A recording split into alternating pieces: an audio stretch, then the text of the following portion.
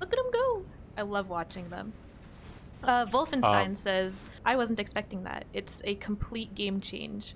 I always thought they were in like a slave dystopian future. Everything's new and he's very happy.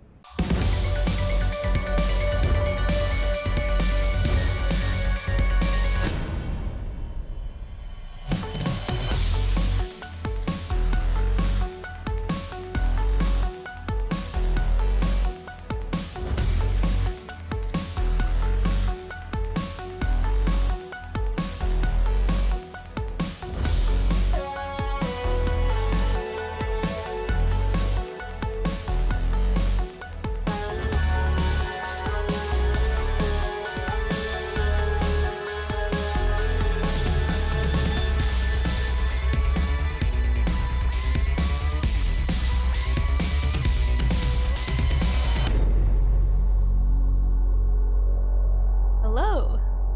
Welcome to another Industries with Titan dev stream. I'm Maddie. I am the BYG community manager, and I'm joined here today with Andy Nguyen, who is our lead dev on Industries of Titan. Want to say hi, Andy? Hello. Can everyone hear everything? Volume's all good?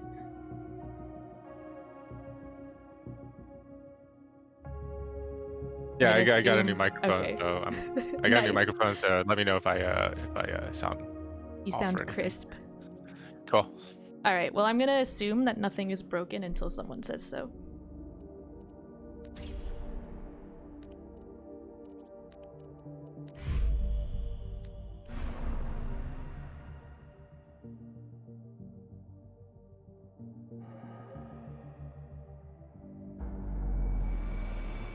Oh yeah, we also get to start at an exciting point in my save file because I'm just about to get attacked by Bahar.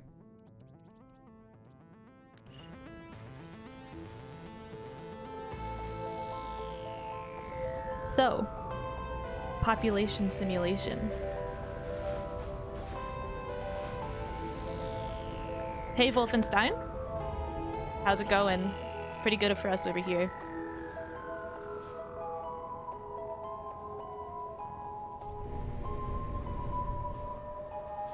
Oh, why did my power just shut off? So, Andy, do you want to talk a little bit about the newest update and everything that's been going into it over the last few months? Sure. So we've been working on this one in the background for a few months now, and it's because there's several different components to it, and we wanted to make sure that we got them all correct before deploying it, and they were all kind of dependent on all the parts kind of working together in order for the whole system to work. So let me think about how to describe this. So I guess so from a gameplay perspective, one of the big changes is that credits are now going to fulfill the function that we had always intended them to fulfill, which is primarily to pay for salaries. So for players previously, the credits, their only function was to unlock new buildings, new buildings and ships, and other parts of the game. But now there's this concept of salary where like every Titan day, which is every 24 minutes at 1x speed or normal speed every 24 minutes, you'll have to pay a salary for all your workers, the workers that you have converted. So workers they're kind of like devoid of any emotion, so the money, they don't really have a need for money right now, but what you're doing is you're sending it to their family so that when the workers kind of are finished with their work contract, then they can get the money that they are kind of owed for having done their service. And so what this means is that you have to make sure you have a certain amount of income to sustain your workforce. If you are unable to pay your workers, then your city is going to know about it and nobody will want to convert any more for you. So if you try to create more workers, even If you try to create more workers and you haven't fulfilled your salary obligations, then you will be unable to create more workers. No one's going to volunteer to do so. Gotta You know, finally like pay your employees. yeah, like who's gonna apply for a job if they found out that you've kind of missed their salaries for a bit. So one of the biggest bits of UI to kind of learn the salary system is if you mouse over the credits uh, icon at the top, it'll have a small breakdown of kind of how much credits you're earning, how much you need to pay every cycle, the time until the next payment. So that's in real-time minutes, so in 17 minutes.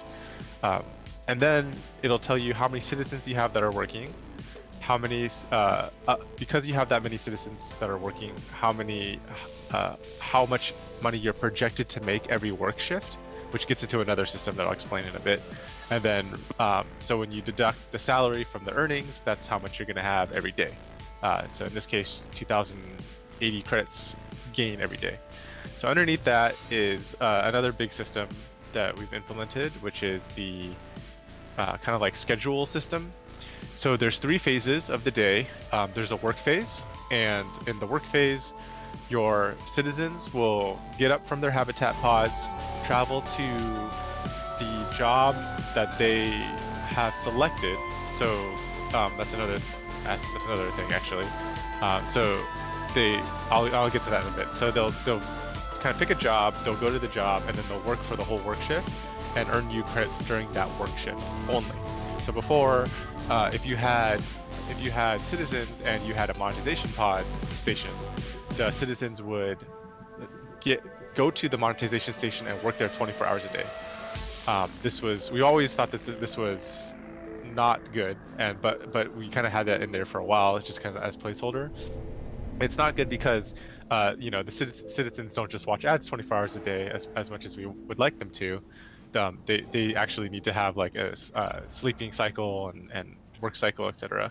But it does mean that you only earn money during the work phase. So they work for 8 hours, and then after that they have a leisure phase. And so in the leisure phase currently, there's nothing that we consider this kind of our first implementation of the population simulation. So we're calling this population simulation 1.0 because we have intentions of adding more features to it in the future. But currently there are no leisure related gameplay systems, and I'll talk about what our future plans are for that going forward. But there's a leisure phase for like 10 hours, and then once the leisure phase is over, they go back home to sleep for 6 hours to get ready for the next day. And so that's the whole 24-hour Titan day cycle. Now, in the old system, because they worked 24 hours a day, if your citizens were working, they weren't generating waste, because citizens who work don't generate waste. But now, since there's this rolling day-night cycle, or kind of like this day-night cycle, what happens is during the 6 hours that they're sleeping, that's when they generate waste. So let me just double check that. Hey, they're working It's now. Yeah, I'm pretty confident it's 6 hours. Yeah. Yeah, So they sleep for 6 hours and they generate waste during that time only. So what this means on gameplay, which I kind of find pretty interesting, is if they're generating credits only during the work phase, then you want to plan your office upgrades during the other phases. Because if you upgrade your office or you upgrade the power plant that's powering your office while they're working, they actually won't work anymore, and so you're losing that work phase. Similarly, if waste management occurs during the sleep phase, because that's when people sleep. So you want to make sure that you're scheduling kind of like your workers to clean up waste during that time. It won't be this sort of like perpetual influx of waste anymore. It'll be something that kind of happens like in a rolling basis. I see. I have not been smart about that in this so far. Look at him go! I love watching them. Um, Wolfenstein says, I wasn't expecting that. It's a complete game change. I always thought they were in like a slave dystopian future. Everything's new and he's very happy. Now we're gonna have a schedule. yeah, Yeah. so the lore behind the workers wasn't so much that they become like servants. It's that when they convert, they lose their consciousness and their free will and their emotions and stuff, but they actually have no awareness of the present day. And so when the conversion um,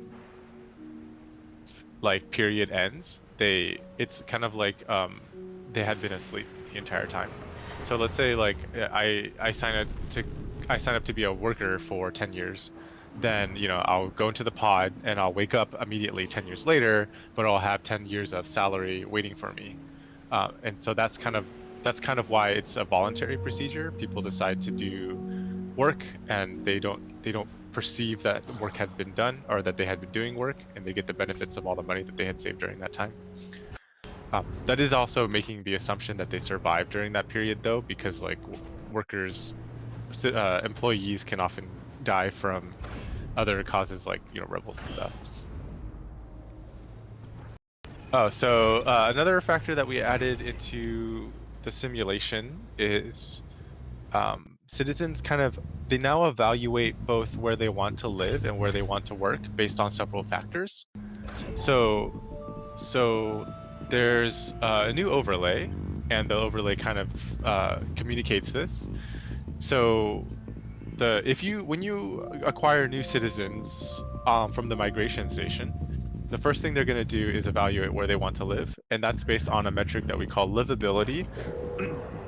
So livability is like if you have several vacancies available, citizens are going to want to live at the one that they deem the most hospitable. And so this is evaluating things like uh, um, the air quality. So if there's a lot of pollution in one house versus another house, you obviously move into the one that has better air quality. And then also zethane has a passive effect on air quality. It's not as bad as pollution, but you definitely don't want to live near like a sinkhole, or because there's like a passive crappiness to the air quality. And then also risk evaluations. So like if a building is next to fuel tanks or fuel fabricators, because those have a big explosion radius, if they die, nobody wants to live next to them because the risk is really high.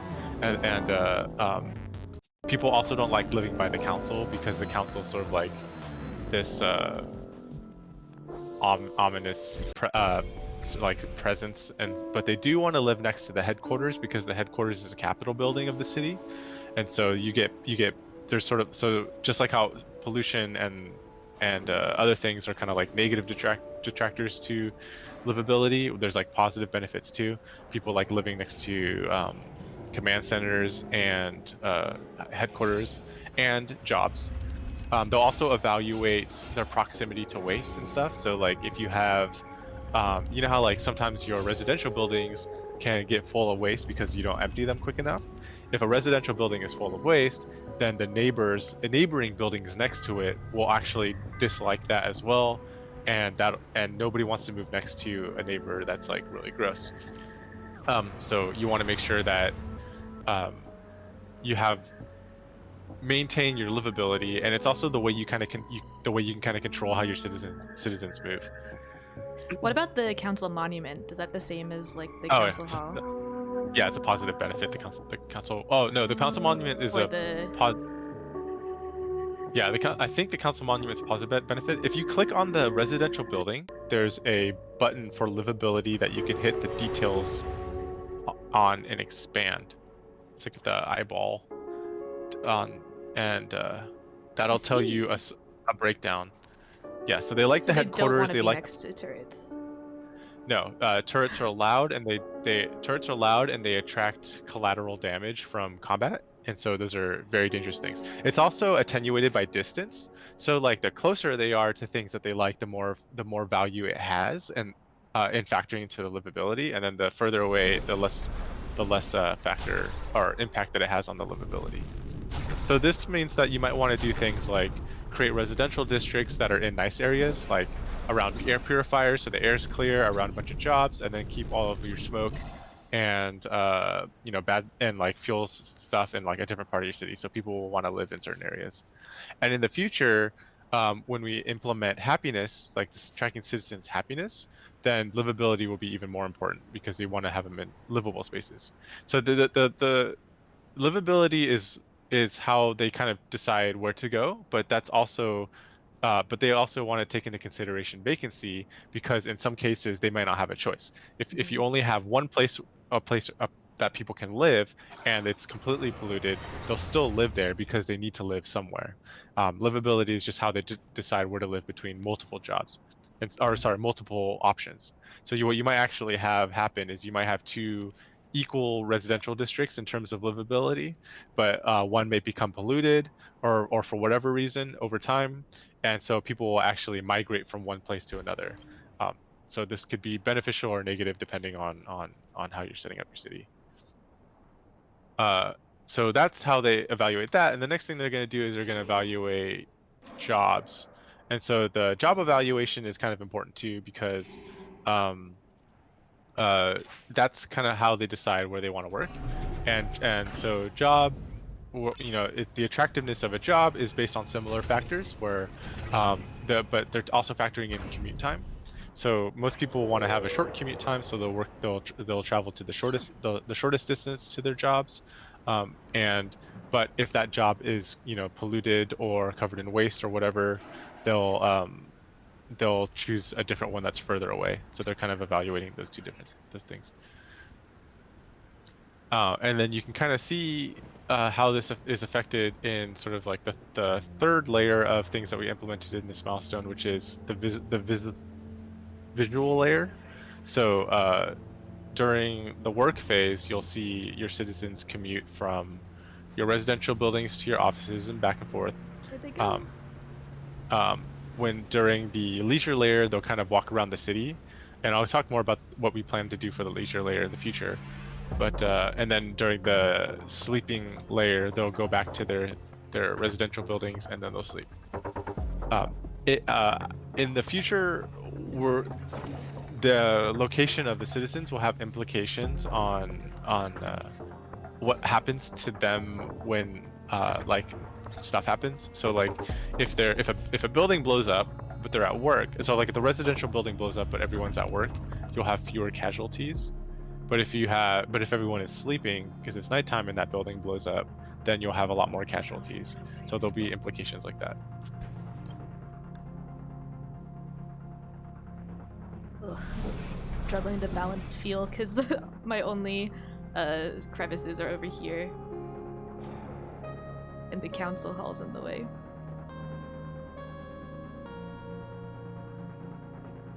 Yeah. So I think one thing that we haven't added for this population simulation milestone, and we will get to in the future, is the idea of leisure. So we have like a 10-hour leisure phase, and right now they don't do anything during that phase.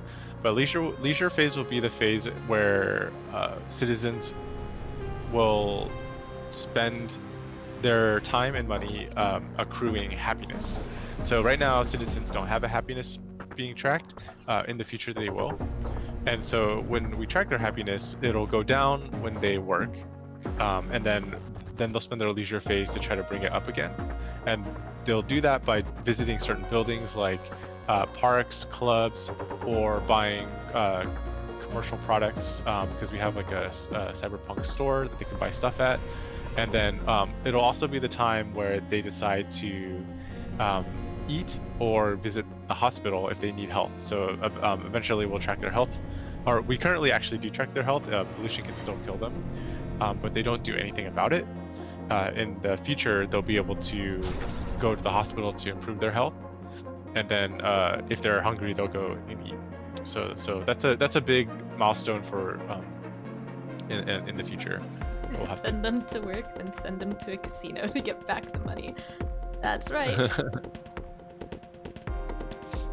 Yeah, I'm really excited for the leisure aspects, happiness in general.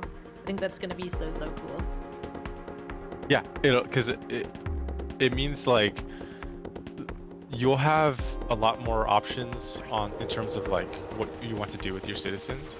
So like on one hand, you might want to say, okay, I want to give them parks to make them happy, but it doesn't make them as happy as clubs, because with clubs, they'll drink like beverages that make them happier, but that generates more waste, and so you as a player kind of like deciding like, do I want to make them happier but at the cost of like more waste, or do I want to kind of go the route where they're like slightly happier, but it's a little bit more environmentally better. I mean, it's not really environmentally. There's like the parks are like holographic trees and stuff.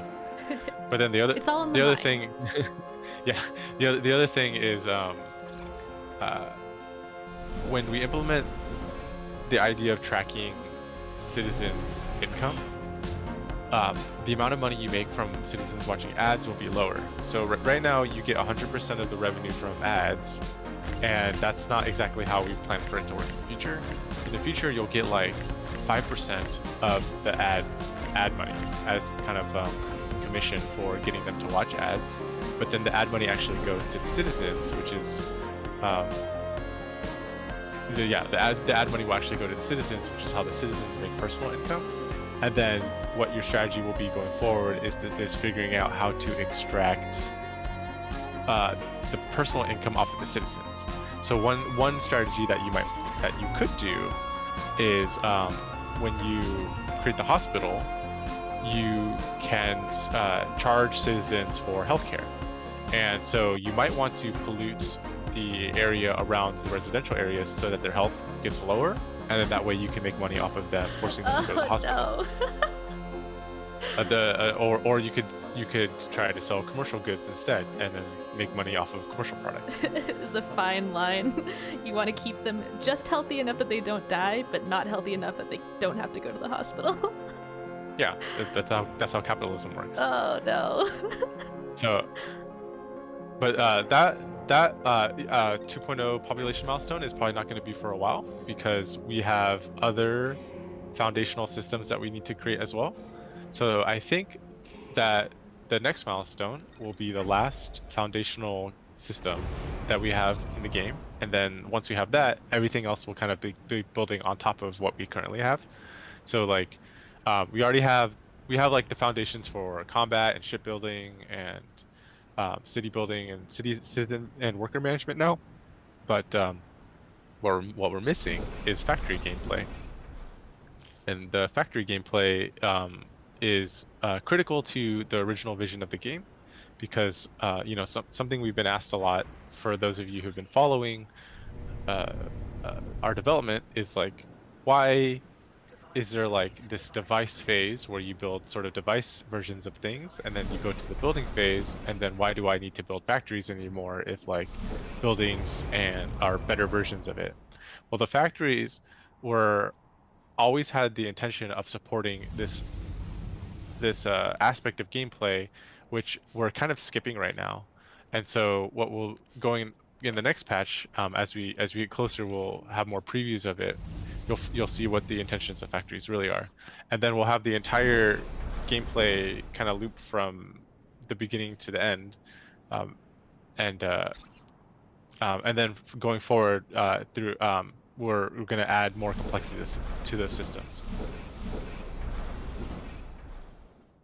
They're not Okay, building let's my see. fuel turbine. Oh no. Now they are. There we go.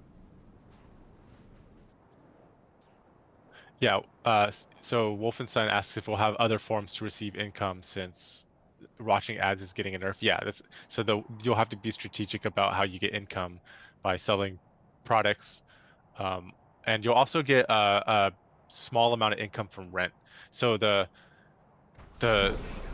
right now rent is free for the citizens, or you're not getting any money from the rent that the citizens are paying, and the citizens are basically living for free. Like if the citizens don't have a job, they still live in the residential buildings.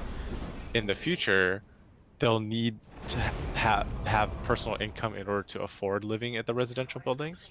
If they don't, then they'll actually leave the residential building and they'll live out in the empty plots around your city.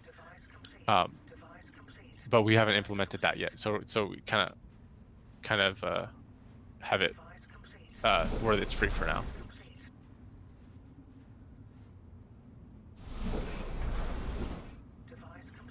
They really don't want to build this thing. Oh wait, I saw a worker there.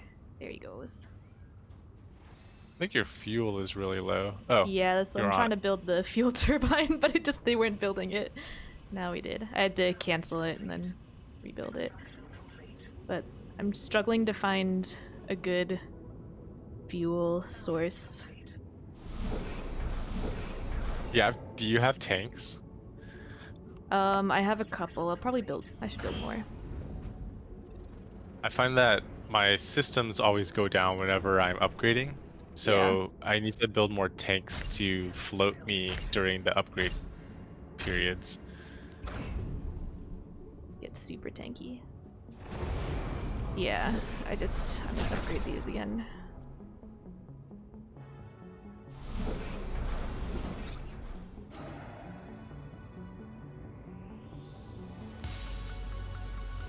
Oh, and so another feature that we have relating to the citizen management is if you can actually click the button now at the top left for your citizens, and there's a citizen management panel.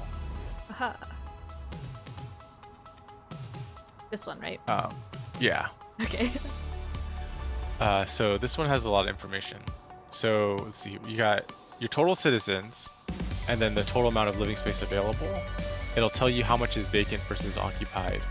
And within that, it'll give you a breakdown of the habitat pod versus residential building versions of it. Sorry, I'll go back to it. It's had a lot of vacancies. Yeah, exactly. So it's very helpful to see. Yep. Ooh, sweet. And then it'll tell you how many total jobs you have, how much are vacant versus not vacant, the device versions versus the non-device versions. And then the estimated earnings is important because basically it's telling you how much money you're going to make for that work phase for the day if you have all your citizens working. But it's very likely that all your citizens won't work if you do things like upgrade the office building during the work phase or something happens like the building gets blown up.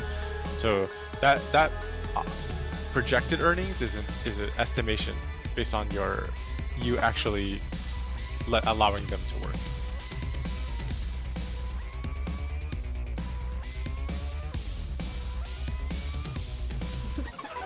Ray BZ Live says, "Hi, Andy." Oh, hey Ray. Ray's my friend from high school. I've known him for like 20 years. How did you manage the schedule? Can you show us a preview, please? Says Wolfenstein. The citizen schedule? Is that asking about how we decided to chop up the workday, or? Is your turbine, is that prioritized? It is now. Okay. It's taking so long to build. I know. Workers. It's bothering me because your city's flickering on and off. I know.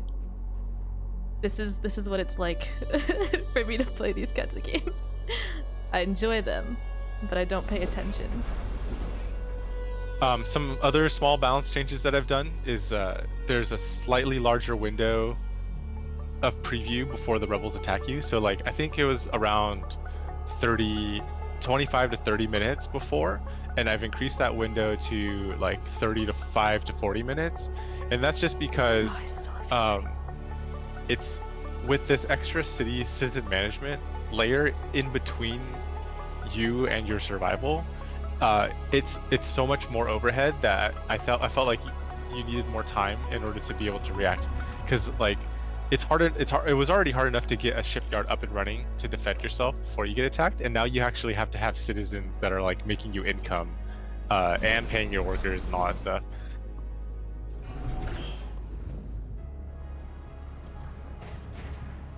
Yeah, I think I'm like. Check out the priority list. Priority list? Oh, that's what Alexa's Oh. asking, is to check out the priority list. Wait, which one's the priority list? That's it. It's just oh, you just here. That's what you mean. Yeah. Oh yeah. Employee management. So can you expand construction? I think there's not a lot of workers or any workers on construction. Yeah, I want to build some conversion centers, but I need to deal with my fuel first. And I'm gonna get attacked by an enemy. So. Oh, now they're all going here.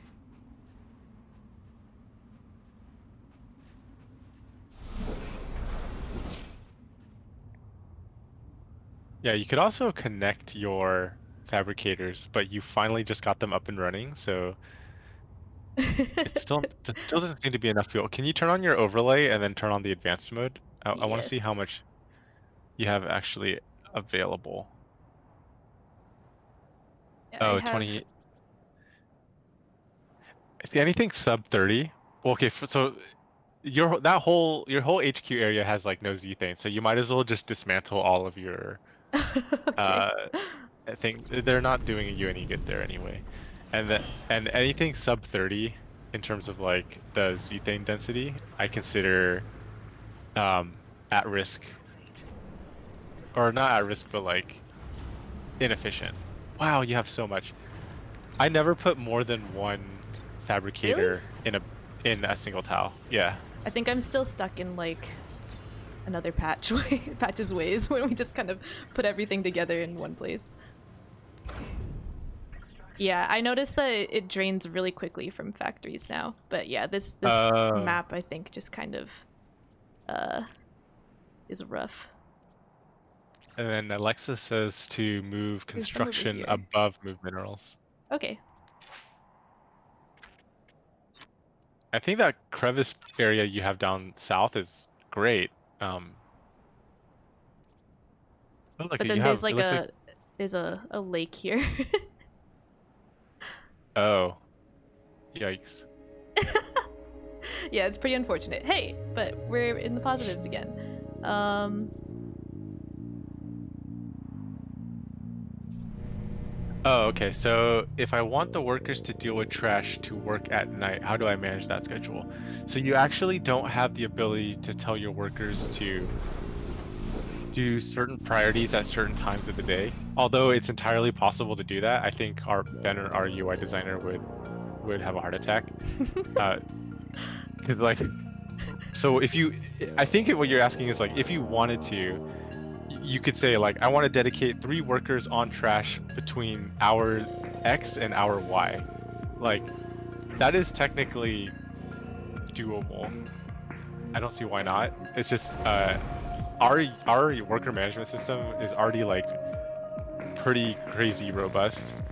And so right now what you'd have to do is like you can just dedicate the workers 24/7 and they stick to that schedule. But I think it's a pretty funny idea. I want to see if other people request that. I don't see, Poor other than Ben. waste, I don't, yeah, poor Ben, yeah. Other than waste, I don't see why it's you would need it other than waste though. Okay, I have stabilized my fuel problem. Got 19 minutes.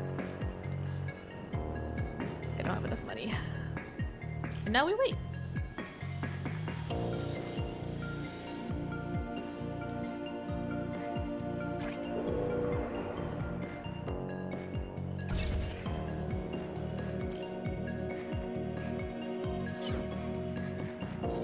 We had some AMA questions to go over too, Oh right? yeah. Yeah, sure. I can go through that during our downtime. Nice.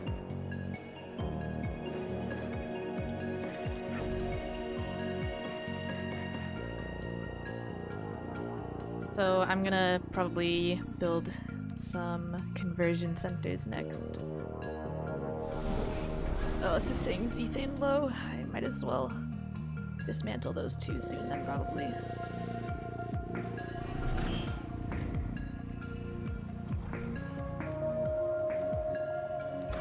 Okay, so we got 4 questions. And also, we were doing the AMAs pretty regularly at the end of last year, and then when we came back, we kind of like stopped doing them. We're gonna start doing them again, and I think like doing them on the stream is a good time to do it. So we'll gather your questions for the weeks, and then when the stream happens, we'll answer them all at once. Okay. So what are your plans for pipelines, and how do you plan to introduce fuel transportation by street or pipes to the city? I like the idea to have pipes through the city because it would give it a bit more industrial look. Okay, so fuel will have transportation, and that transportation is the system that we were planning on for it is going to affect how you plan your city in terms of like the position of your fuel devices. We're not going to go through the traditional route of pipes. One of the reasons for this is because we have very chunky tiles, and so if you did a pipe per tile, you would be taking up like just like our roads, you'd be taking like these massive, routes to deliver fuel. So I think that was a bit too chunky, clunky for that, or whatever the word you want to pick for that is. And then we thought about like pipes. We thought about pipes that kind of existed in a separate layer, so not in the city layer. So like maybe like underground or something. And I wasn't too hyped about that because it meant that if you had to do it inside of buildings and ships, there's like kind of like no concept of underground for those. And we want one of the philosophies for Titan is like any gameplay layer, if it's like pylons or roads, transportation, whatever, fuel waste. In this case, transporting fuel. Transporting is it needs to have implications on other gameplay systems. And so if we did like underground in ships, it wouldn't really have a lot of like intersections with other systems on the like the way you lay out the ship on the above ground. So what we've done is we've come up with a system, and it's going to be secret for now because it's kind of unique. So it's like this kind of sci-fi method of oh, you're still running negative on fuel. Oh, it's Yeah, because I'm you're building these ones now. It should be up in a sec. cool. So the new system is like, it's kind of like the sci-fi concept. I think it's going to look real cool, and it's going to really make you think ahead of time, like how do you want to position all your fuel related objects in the world. So it's similar to how when you're placing buildings, you're kind of considering its power ranges. Like it needs to be within the range of a pylon, and the pylon needs to be within the range of a power plant. So there's those sort of like considerations, and then fuel will have the same thing. But it's not going to be a pylon. Okay, so are we going to see some Futurama style Hyperloop transportation? So currently we don't have plans for that, but we do have plans for population transportation in the terms of pedestrian vehicles. And so like right now they kind of like the citizens kind of like walk around the city manually, and in the future they'll have cars. They'll take the roads that you've built to like travel to work and whatnot through cars. Um, and other concepts that we've kind of like messed around with, but haven't committed to, are like the idea of cyber trains, and we Yeah, know that we wanted. Oh, go I was ahead. just gonna say we shared a concept for the trains, and those were so cool. It was very Yeah. well done. Yep. So that's currently. I would rather do the cyber train than the hyperloops first because people really like cyber trains, and we have the concepts for it, so it's cool. So we'll see how that goes first. Um, Any plan? Okay, so number 3 is any plans to make shipbuilding object placement blueprint based.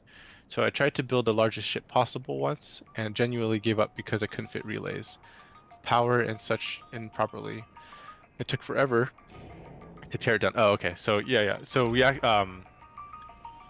plans for the concept of a blueprint mode. So and this we've had this since like launch. It's just blueprint mode is kind of in the quality of life category, and we did 2 months of that, and then we're doing features now, so like brand new gameplay. So I think we're gonna have this like back and forth between quality of life and features, Obviously, we want to do both, but we can't do both at the same time. Mhm. So with the blueprint mode, the way it's currently designed is like you'll hit a button next to your when you next to like your construction, and you'll enter blueprint mode. And from that point on, any device or building that you place, the ones that have the blue hologram, will just be like an outline, similar to the blue hologram, but that outline indicates that you are preserving that spot to build a thing there. And it does, and unlike when you currently place a build, or build an object, when you currently place a build an object, it creates a work order to build it, and it deducts the resources to build it immediately. So in blueprint mode, it would do neither of those things. It would just place a visual marker there for you to know that you intend to build something there in the future. So what you could do is you can pause the game, or you don't have to pause the game. Lay out all of your kind of placeholder visuals for where you want to put everything out, and then at that point, any hologram or placeholder that you want to actually convert into a work order, you would click on the placeholder and then hit a button to say construct, and then it would issue the work order. And then what we need to do is give you an option to say like construct all if you can afford it, because you can place these work orders or because you can place these blueprints before you can afford it, you might not be able to actually construct it all right away. So we need to have some way of saying like construct all if you can afford it, or you construct it one at a time as you can afford it. And then the other thing we need to do is allow you to save that particular interior setup.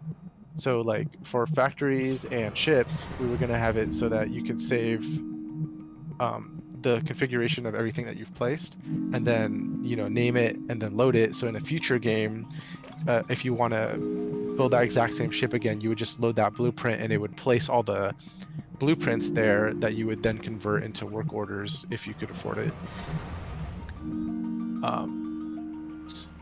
Yeah, so that's the answer to that, and I think that would be exactly what this person's asking for.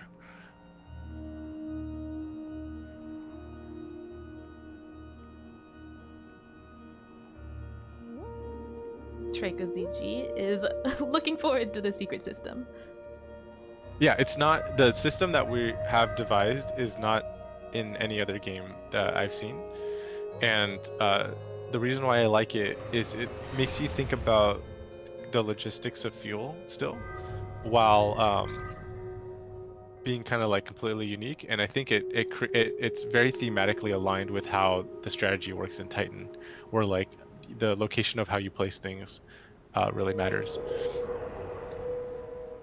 Okay, so the last question that we have: will flying transports be a thing in the future? And if you have a large city, employees need to move. Can employees move resources from a cargo frigate to from platform to another? This is also something that we have kind of planning for internally, but we haven't scheduled it out yet. Like we don't have a timeline for it. So the shipyard makes only ships that are combat focused, and we want to make it so the shipyard can make non-combat focused vehicles, so that you could use it for things like transportation and whatnot. So right now, like you have trucks that are for transportation, but in sometime in the future, you might be able to create a ship that's a non-combat ship to transport resources. The tricky thing about that is we currently don't have a system for kind of like automating patrol routes or like ship movement routes.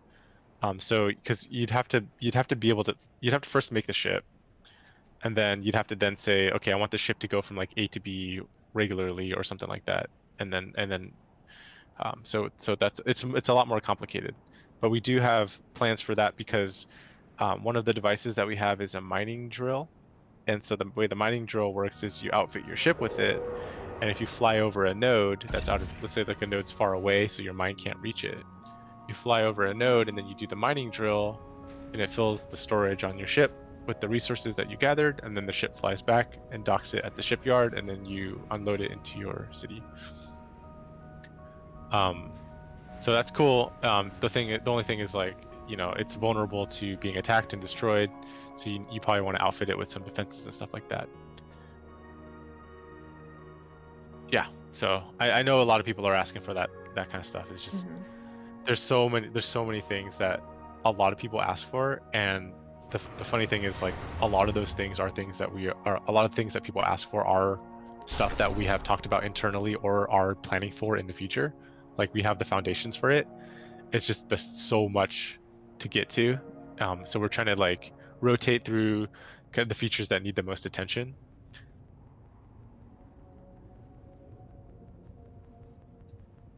Uh, Alexa says the stream is down, but it looks good to me.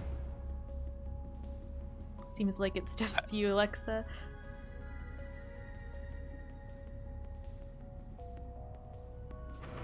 Although I guess if the stream's down, she wouldn't be able to hear me. Mm-hmm. And then other cool things that were coming this patch are we have some improvement, like optimizations and improvements. So I would really like feedback from anybody who maybe experiences performance problems on a regular basis. It's like, it's an ongoing battle that we're constantly trying to solve. So we've made some graphics optimizations on several assets, so that especially at like various zoom levels, and so people with lower end graphics cards should see a performance increase. And then we've also identified a major CPU bottleneck, which isn't coming this milestone, but should be coming hopefully soon, and maybe a hotfix or next milestone. And so we want to see that. See your feedback on that. 39 Oh, and then people. That's a lot. I don't need that many. that's right. So to facilitate the growth of your city, because like, I guess just to like take a step back here, in previous versions of Titan, citizens were very low in quantity, and that's because the game kind of didn't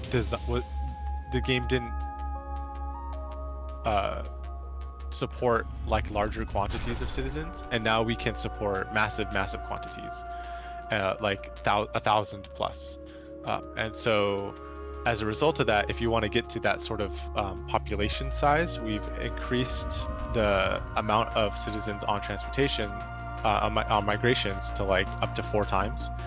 So you may see large ships like that as well. Optimization is always great and welcome, yeah, for sure. Especially once we get to really, really big cities.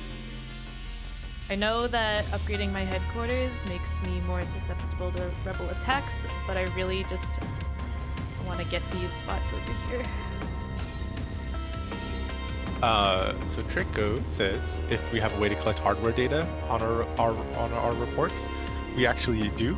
So we see the CPU speed and the graphics card, and surprisingly, a lot of people have really good graphics cards, like the 2000 series and up, like 2070 and stuff. So I was not prepared for like how many people have good graphics cards. On the lower end of hardware that we typically see is like, I think the oldest computer I saw was like 11 years old. But they're still playing it. But we want to like continue to make the game better for them, hopefully. And what we're running into is like people are getting to the point where like their city is massive. Like we'll have people play a 26-hour game. Yeah. We'll have it's like 180 workers, 800 plus citizens, and their mini map is like it's like blue is the tile color that we use for your city, and like a fourth of the map is blue, like just one big blue circle in the middle of the map. The size of basically the fog of war on Maddie's map right now will be all blue. and like, so it's crazy. So we want to make, and then those people report often performance problems. So that's the kind of thing that we're looking to try to get better to.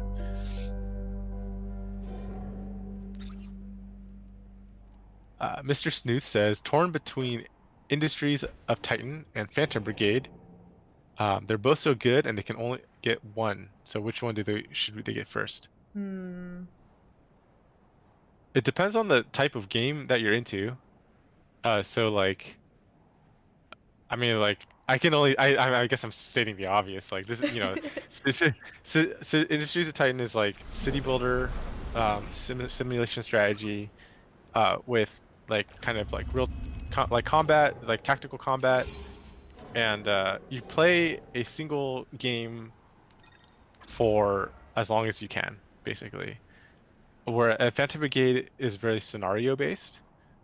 There is a campaign where like it's a single campaign that's generated, but you do sort of like smaller scenarios and skirmishes and missions. So if you like completing missions, versus sort of like an on forever ongoing thing, that might be your thing.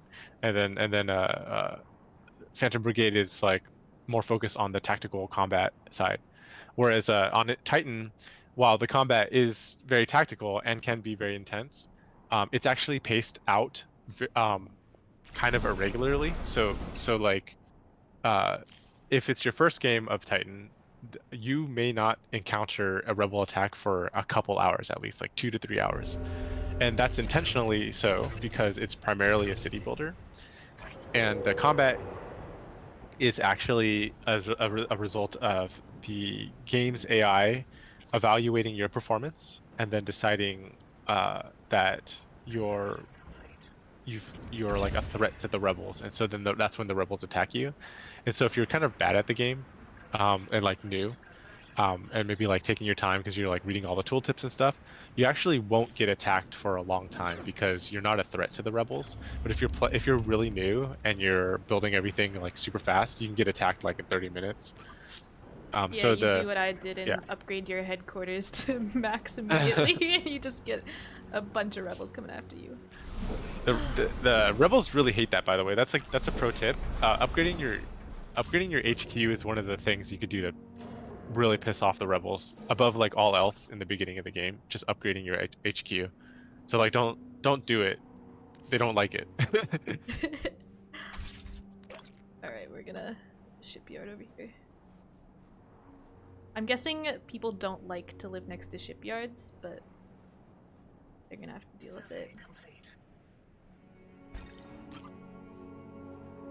Oh no!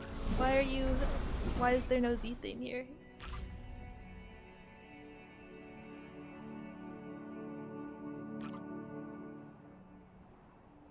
I think I'm just gonna have to build a command center.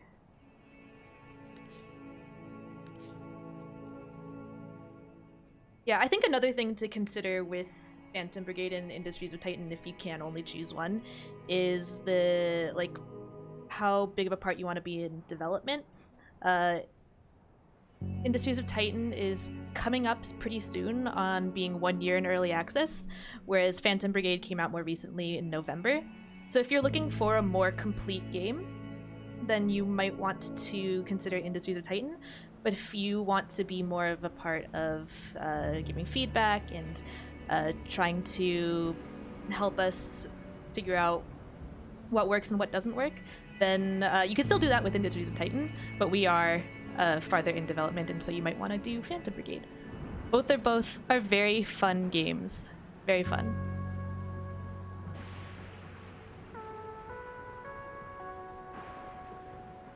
Mr. Snooth says, I love early access games. It is nice to be regularly surprised with new features and see a game grow. It's very true. It's very true. And you get to say, like, I was a part of that. I think there's something special about that. And we do take all feedback in a lot. Like we have the in-game bug reporter where you can submit your feedback and we read them as they come in. Lately, it's been a lot of help for us trying to track down bugs and crashes, but people do occasionally say things like waste is generating too quickly, workers are not they're taking too long to do a task or whatever, and so like one of them was, workers are taking too long to empty a mine, and it turned out that we didn't separate the mine job from other moving resources jobs, and so now we've separated them. So if you specifically want to empty your mine versus removing resources from the floor from a ruin, you can do that. And it's those sort of things that make the game a lot better because people kind of like give their opinion, and we try to respond to them as soon as we can. Other things are like, is this too hard or too easy, and we really like taking that information in as well. Yeah. Our community in both games are just totally awesome too. Good evening, Bringing the Revolution. How's it going? We are not bringing the revolution to Titan. The revolution is going far away.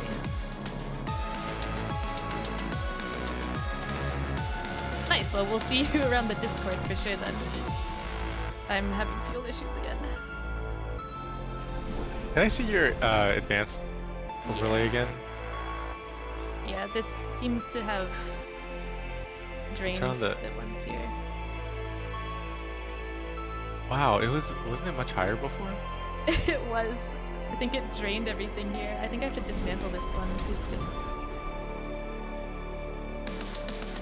Any specific reason why the games are only launched on Epic and not Steam at the same time?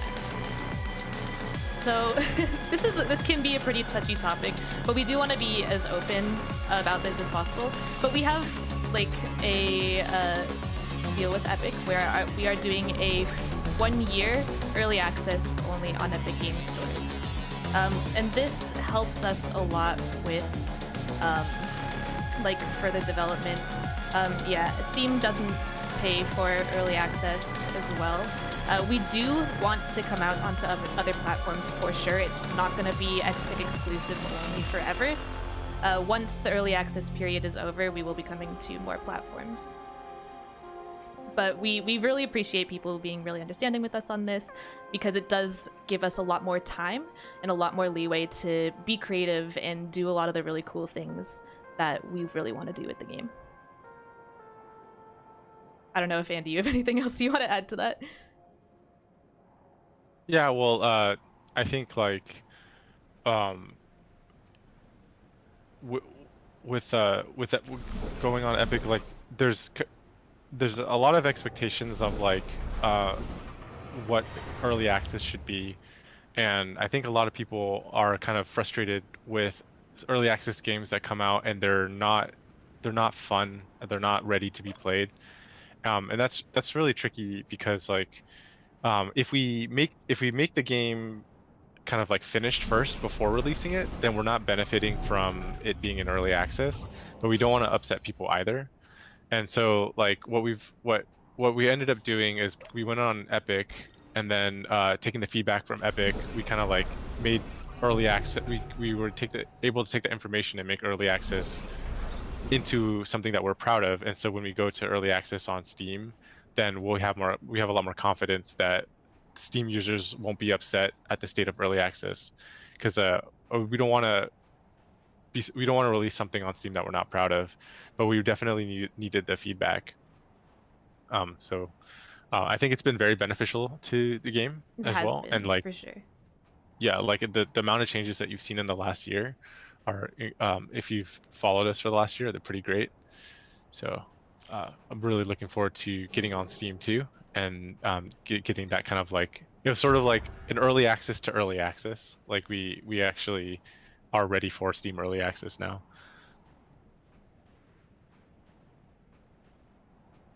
Titan is so playable. you go.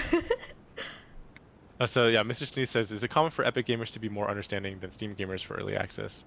So I think, I mean, I talked to other devs, like that seems to be the consensus, and I think it's because, and this, this is a kind of a controversial opinion, but I think it's actually because their Epic doesn't have a review system or the forum system, and so what it means is like you can't like review bomb you or whatever for like if you release a bug or whatever, but it doesn't mean that we don't want to listen to the players. We just had to implement our own systems to have a conversation with the players better.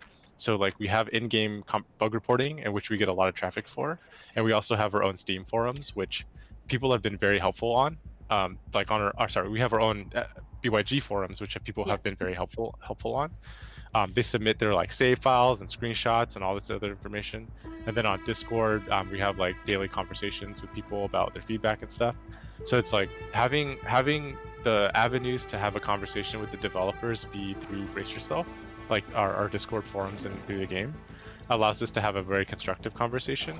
Whereas what I think the avenues that people use on Steam to like give feedback with the Steam forums and the reviews, they tend not to be as constructive. If you're kind of like on the wrong side of the conversation. So like if we did something accidental, like I think, let me try to give an example. I think like one time I accidentally released a bug where I balanced it where if a ship exploded, it did 3 times the amount of damage that it normally did. Yeah. And so I remember that. anytime a ship exploded, every building underneath it would explode. So you'd lose like 6 buildings, and that was a total accident. There's a lot of numbers in this game to balance. I did not mean to do that. And so it is entirely possible that if that happened on Steam, we could have got like review bombed for like not having an imbalanced game and stuff. And so those are the kind of things that are like very stressful to me. Like I just wanted someone to say like, hey, this is busted, and I fixed it right away. So I'm hoping that having more experience, like more experience as a team, like we've had this extra year working on a live product as a team, like those things will happen less often.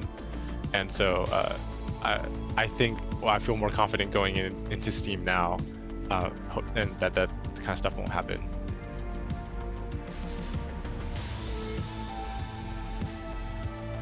Yeah, a lot of our recent meetings too have been about poop balancing, which has been a kick as well.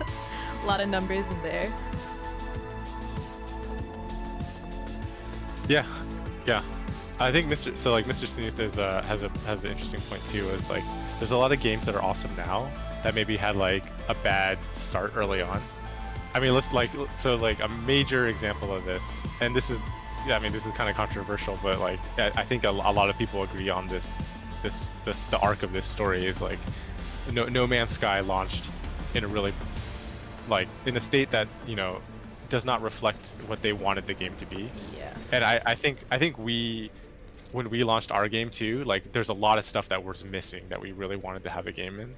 But the review scores of that game have if you look at the last 30 days of review scores, it's like always in the 90s, but then like the overall review score is like in the 60s because it still carries the weight of its launch day reviews. And there's like people who make videos now, like Internet Historian and stuff, like they make reviews about like how these devs are trying so hard to redeem their game, releasing all this update for like these updates for like 4 years. And so that's a situation that I like really wanted to avoid, where it's like, oh, what if we like had a launch where it kind of misrepresents what we wanted the game to be. I'm like so confident now at the current state of the game. Obviously there's things we still want to add and there's bugs we still want to fix, but like the confidence of what we have now is like so much dramatically higher than it was when we launched it at the beginning, because of all the early access and feedback and stuff. Those devs are give to us so much, and the game has always been implemented with great updates, and in my experience it's one of the best early access you ever met. Totally worth to join Titan. Thank you, Wolfenstein. Thank you. Wait, I can't see the radius for my relays. Oh, that might be a bug. Yeah. Yeah. I'm just gonna guess. And you'll have to guess. I think it's only in Shipyard that's a bug.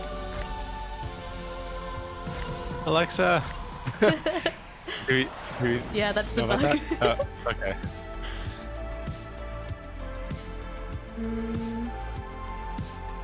Alright. How many crew pods do I need?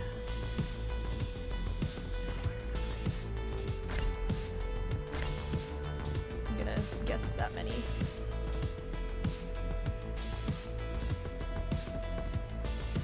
The real Horatio says, yo, the music in this scene is legit. Danny does some of the best work ever. I love listening. I'm just like...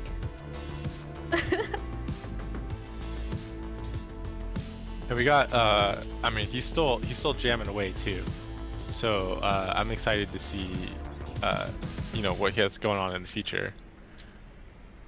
A I lot of mean, cool stuff. we know what he's got going on in the future, but you people who have been following the game, just like as long as you keep checking back, you'll see that the music has not stopped.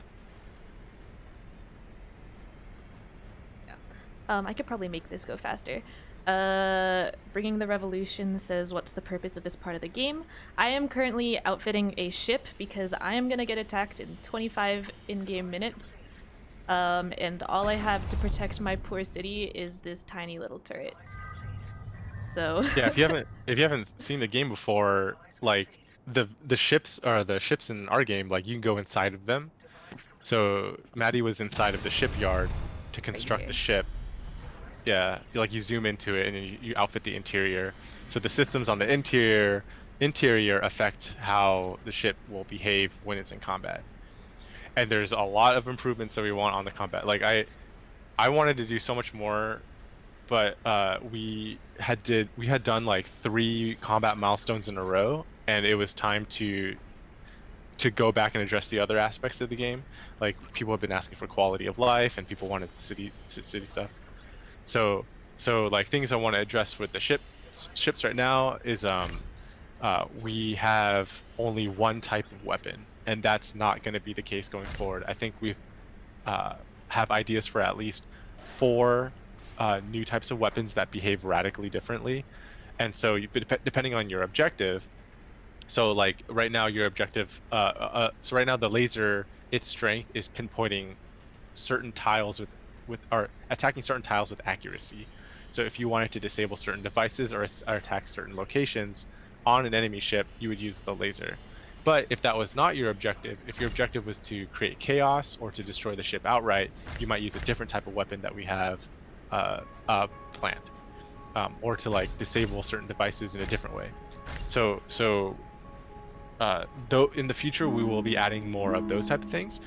And so when you face enemies and the enemies come and they won't just like attack you with lasers, you're gonna have to start thinking about like, okay, this enemy type of ship is more of an anti-hull type of ship. How do I deal with that rather than like anti-device, or maybe it's an anti-personnel type of weaponry? So how do I deal with that instead? And so along with that is you'll have more defensive options. So right now we only have 2 types of shields. The plan is to add more types of defensive options to that go hand in hand with the types of new weapons that we're going to add. So that's a whole different set of features that we will add sometime in the future.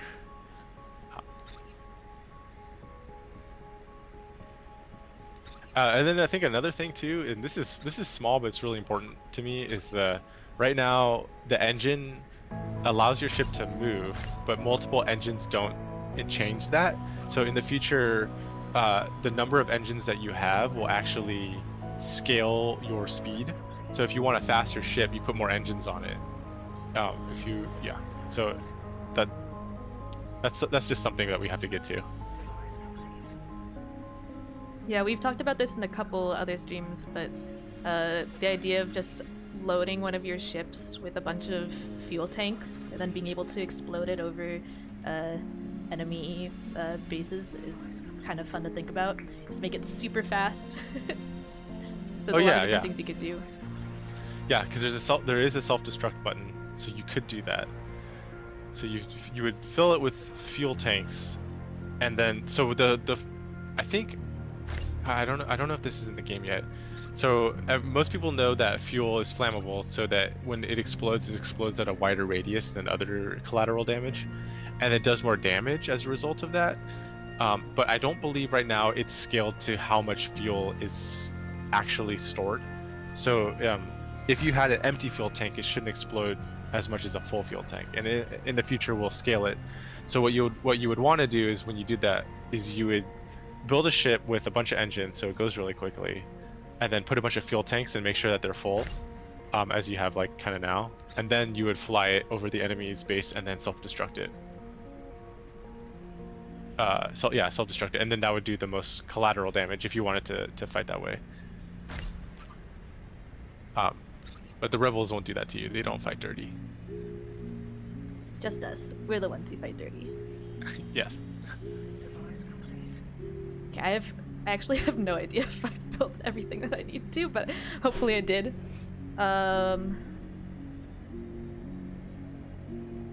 When it says second, not enough employees, is that just waiting for the crew to arrive, or is it already telling me that I need more crew pods?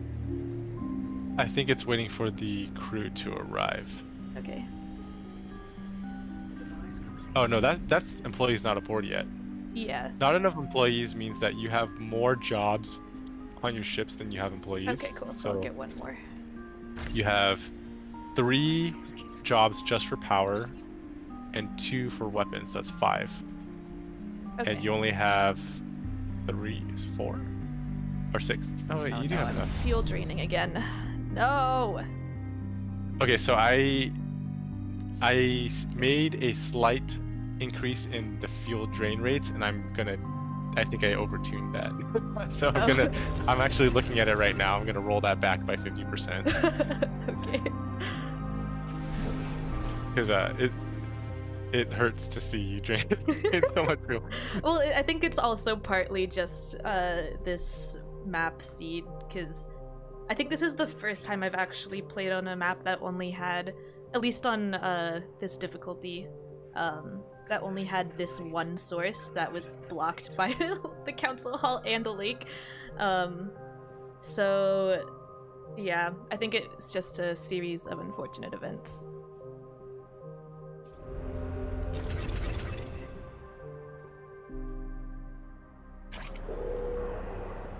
$41. Good lord.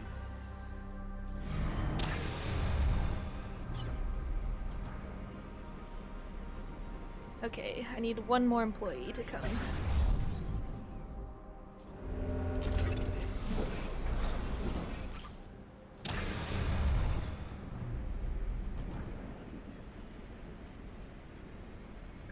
I haven't watched too much on the mechanics yet. I like it to be a surprise when I play. Can't wait to get into it though. Installing as we speak. Nice. So you chose Industries of Titan then, Mr. Snooth?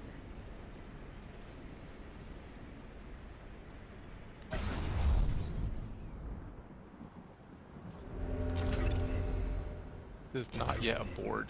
You have 21 employees. That's pretty good. What's your salary? Like, are you running a deficit or surplus? Are you good? I'm surplus, yeah.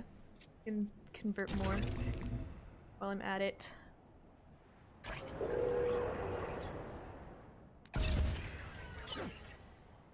Oh, there we go. We can launch now.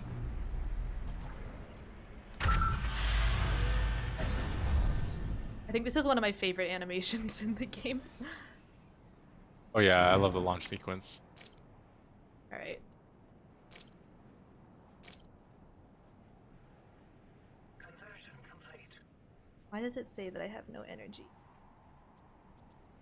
Oh, that's so funny. So your fuel fabricators operate on the same logic.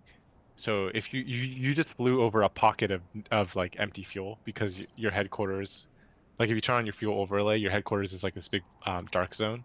Look how there's just nothing. So if you fly over it, you actually are not going to generate fuel. So Can I so get your stuck ship over it then? The movement does not determine or is not need fuel. Okay. Your power generators do.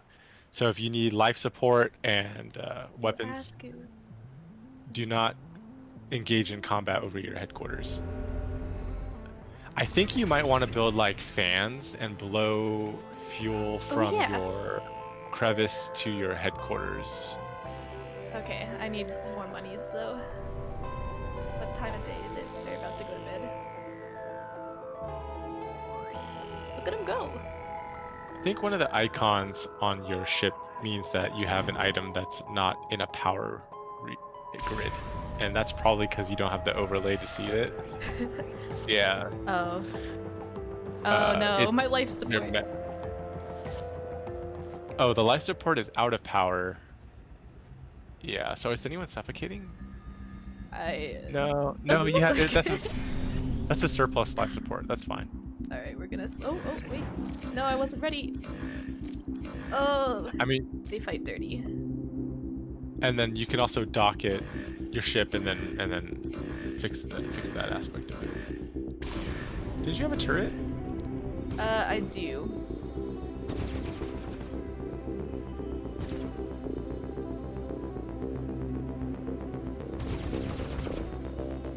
Is this their only life support? If I destroy it, will they all suffocate? They will. Cool.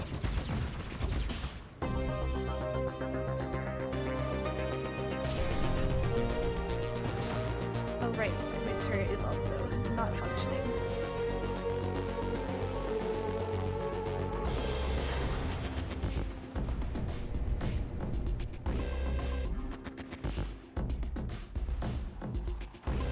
Oh, it's destroying my shipyard. No.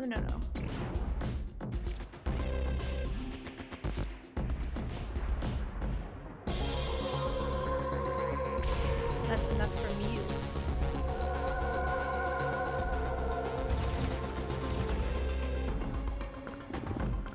Yeah, so Mr. Smith, you target specific internal systems of the enemy ship. So I can break it down for you if you would like.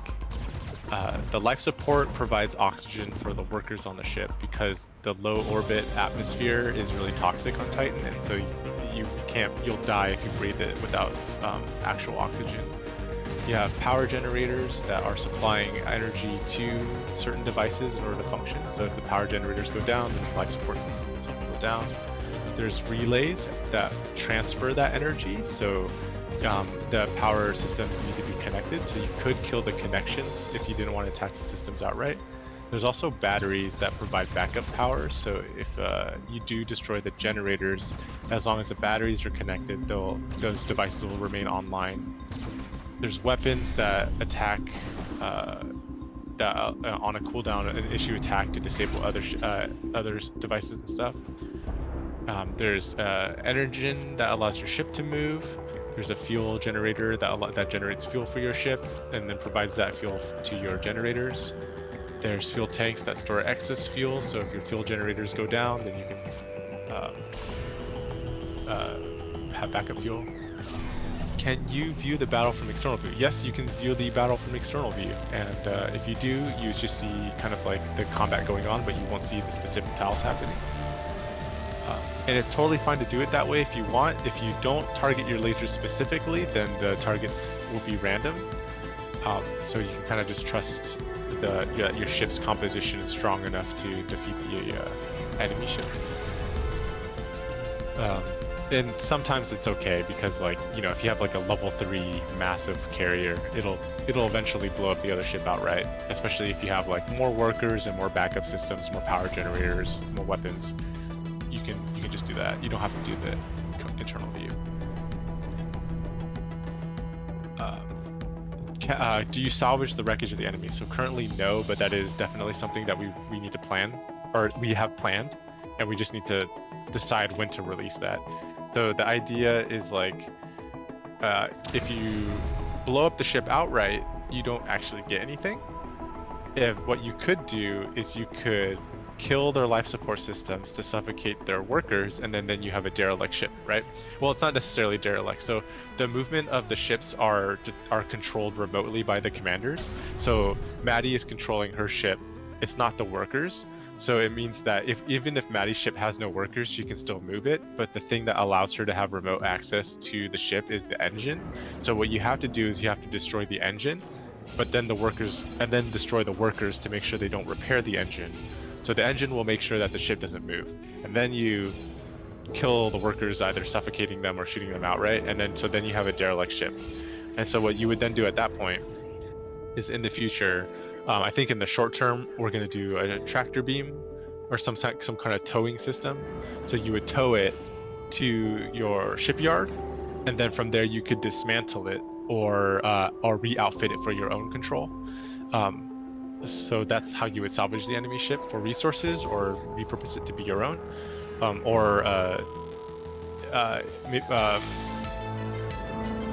yeah. So like you would tow it.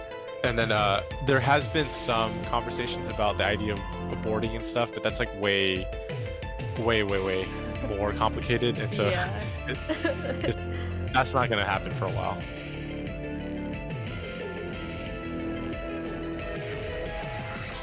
Yeah, give me those artifacts.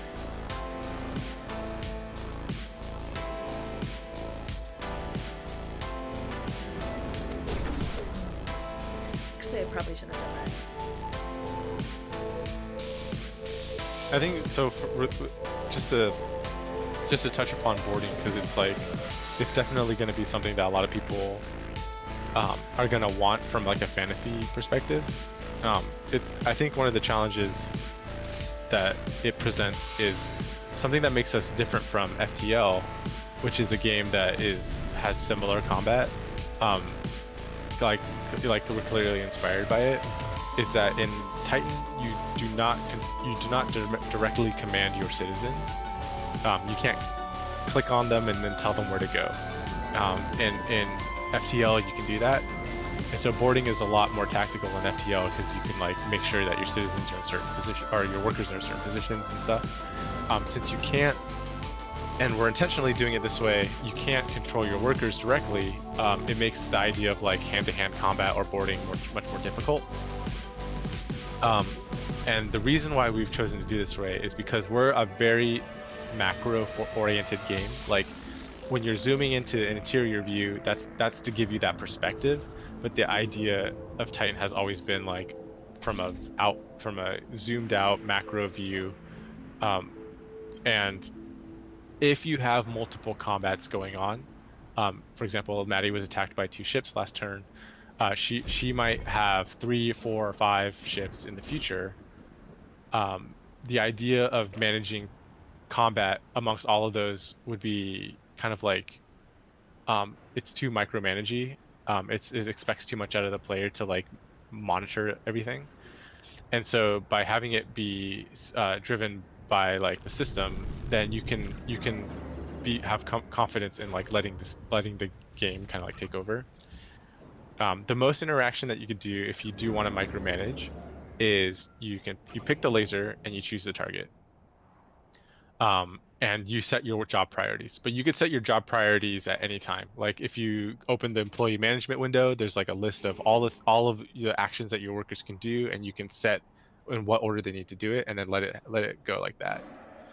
In the future, when we add the additional weapons, um, those additional weapons are going to be more focused on less focused on like micromanagement and precision, because like the laser is designed to specifically target specific tiles, and future weapons won't be. So if you're the type of player who's like, I want to make a bunch of ships that can kind of handle themselves, and I don't want to have to go into combat every time a ship comes, you can make ships that are specialized in that. They won't be able to target specific devices, but they can like, you can trust that they'll handle combat on their own. Is this an okay And then place to put this fan? uh Like, would that is your get the... is your Zethane overlay on? No, it is. Toggle. Okay. Uh, I would like, you want to hit as many of the bright orange tiles with Yeah, I it. can't put anything over here, though. They're out of my range. So you need a command center first, and then you Okay, I'll do can do that then. I'll do that. the priorities. So, oh yeah. So back on the Sorry. combat. Oh yeah, and then if even ship management is like out of your style, you still always have the turret option. And the turret option will have future updates to it as well. So right now you like kind of build a turret and you know that it's going to cover an area. In the future, turrets will be part of like a manufacturing strategy. So when the factories have their devices related to like factory gameplay, then turrets will require that you supply them with ammo. And that'll mean that you can go like kind of the ship route, or you can go to the factory turret route, and there'll be different ways to play.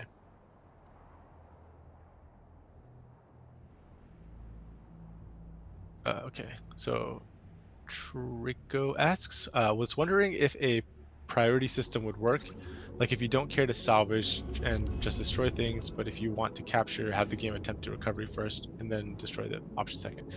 Yeah, we don't have assignments in the form of like strategy, I guess, in that way. The only thing that we have in terms of prioritization are a list of all available things that a worker can do, and then you sorting the order in which they do them. And then you can even say like you want specific numbers of people to do certain things. But as far as like how to treat an entire combat scenario, we won't have that. Why fuel? Why? I'm working on it. We're getting there. Still. What is your simulation time on this? How do I check? Oh, it's on the bottom right. Does it say ST or Oh, TT? ST. ST, I'm just about to hit 6 hours. Okay. So, yeah, so that's a new thing that we have too, is you can click that, and ST is your total Oh. time stimulated, and then TT is the time on Titan. Yeah, I think So it's I'm like blocking number that. the number of days. Here we go.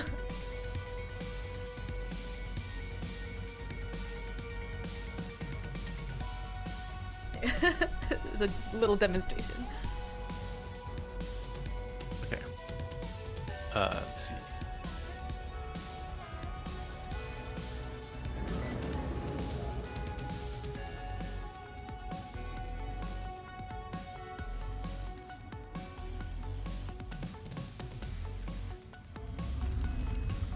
Oh wait, I need energy pylon.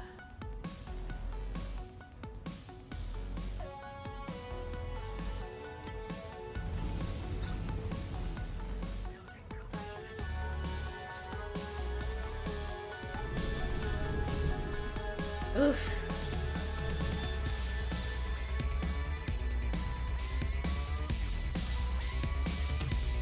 Yeah, I know I would want to be a space pirate if that was an option. You can board other ships.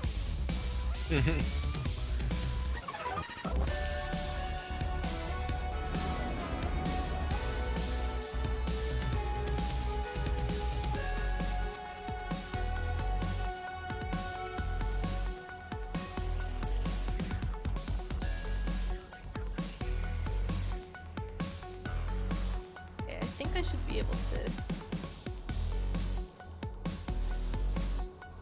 put in a fan now.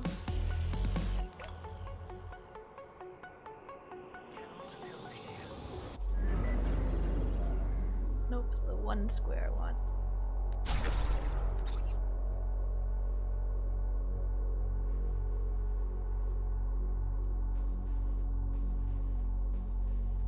Command center rave. Let's go. It's gonna take up all the power of my city, but who cares?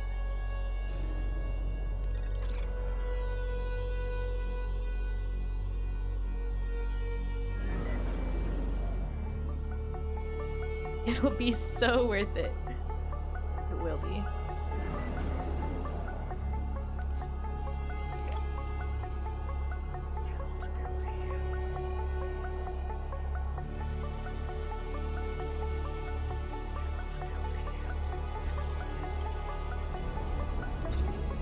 We're doing it.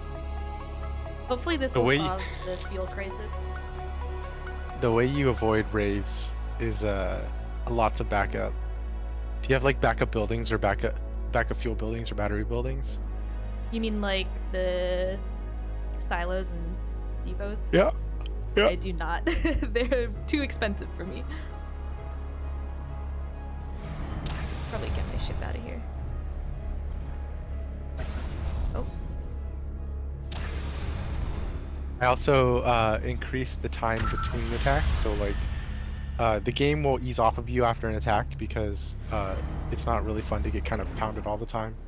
So I think there was something like a 50-minute-ish, roughly. It's not hard coded or it's not like static. It's based off of like your performance, but it on average it would be somewhere around like 50-ish minutes in the beginning.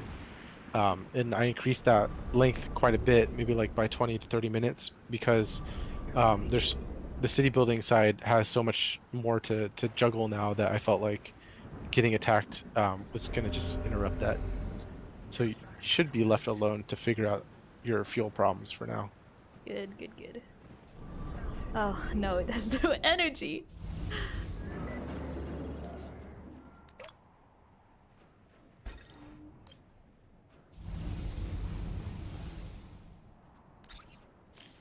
You're also really close to a mineral node. Oh, which brings up another thing.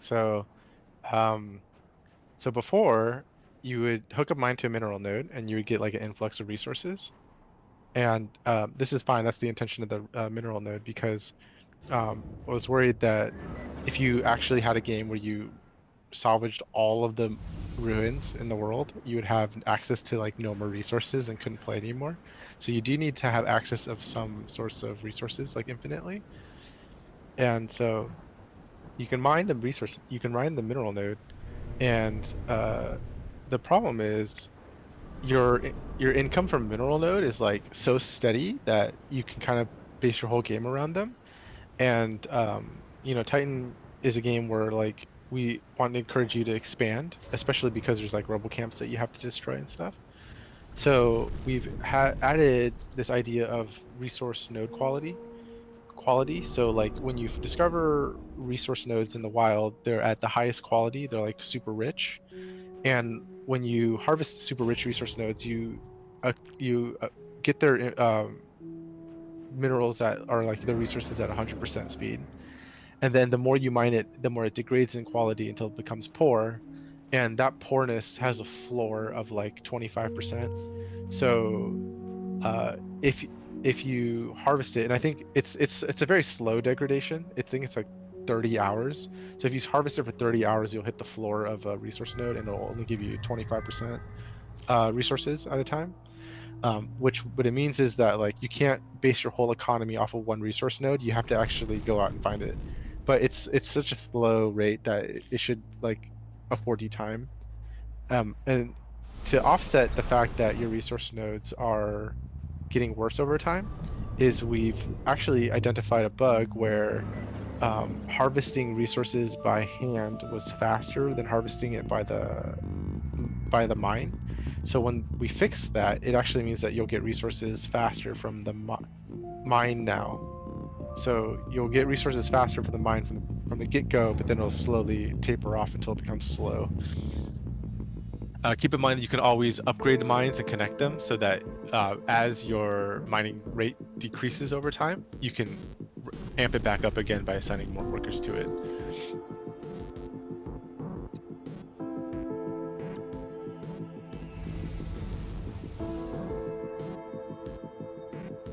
Oh, is this not connected here?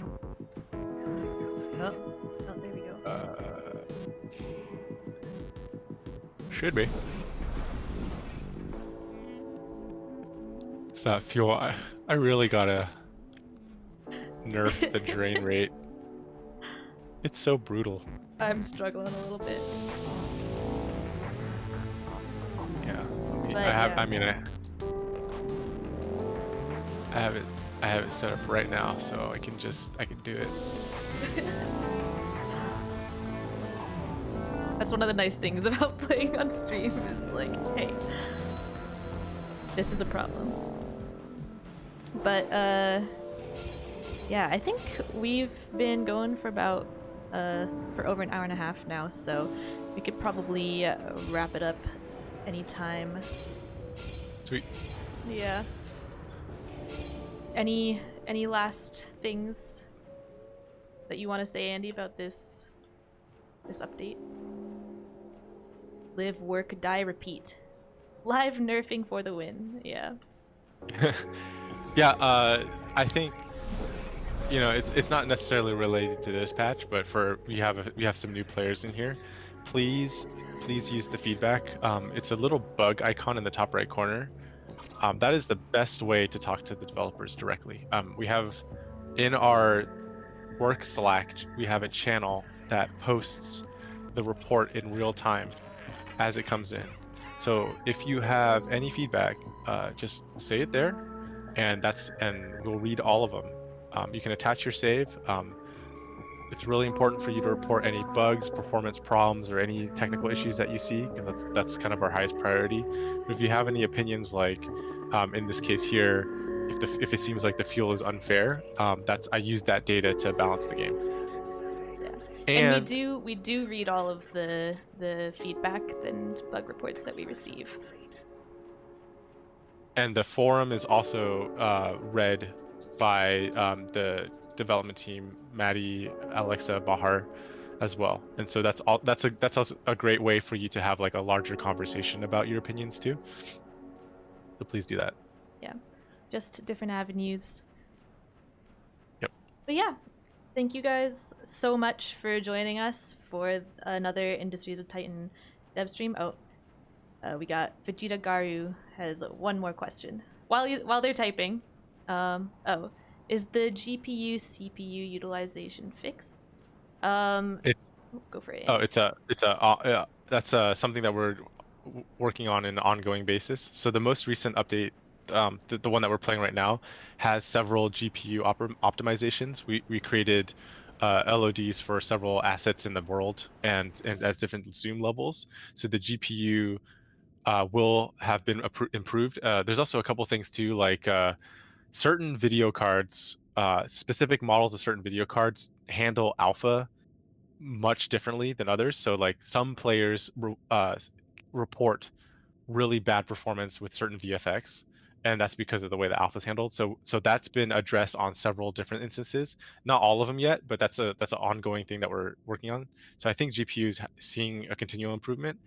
CPU, what we've done in the last month is we've identified major sources of CPU problems, and we're going to be addressing that this month. But there have been CPU improvements just over the course of early access, but that's still one that we're still working on. Yeah, Awesome. I think a big one for if you're CPU bound, a big one will be coming for the next patch, or it might make it into a hotfix this week. I'm not sure, but we've the good news is we've identified um, a big source of CPU problems. Well, update 8, live, work, die, repeat, is going to be available tomorrow. That's February 2nd at 11 a.m. PT. So keep an eye out for there. Some of these updates are. Yeah, it's update 8. Had me like going crazy a little bit there for a second. But yeah, it'll be available at 11 a.m. PT. There are a lot of these features on experimental, but it'll be going to main. So look forward to that. We're really excited to be able to get this into the game and bring in even more next month. Yeah, that's about it. We will see you guys next month. Thanks for joining us. Thank you.